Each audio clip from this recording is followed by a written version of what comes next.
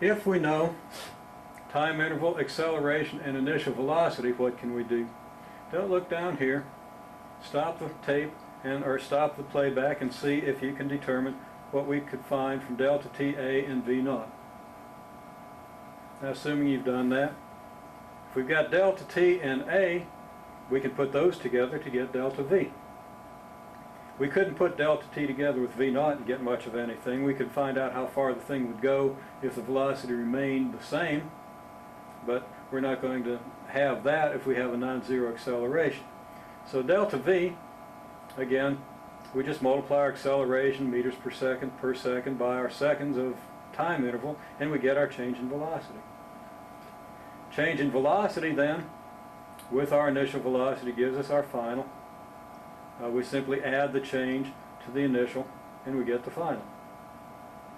Then once we know initial and final, we put those together to get average velocity, and then average velocity multiplied by delta t gives us our time interval. Now, the idea is not to measure or not to memorize this diagram, but to learn to reason out the process and then to represent it as a diagram. It's a great help in clarifying your thinking. So we know that our average velocity is the average of initial and final velocities. We add these and divide by 2. And we know the final velocity is v naught plus delta v, so we can put v naught plus delta v plus v naught down here over 2, just substituting v naught plus delta v in for vf.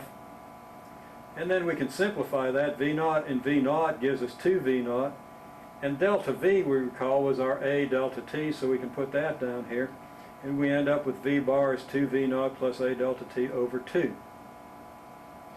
We can take that result and put it in down here for v bar. So delta s is v bar delta t, of course.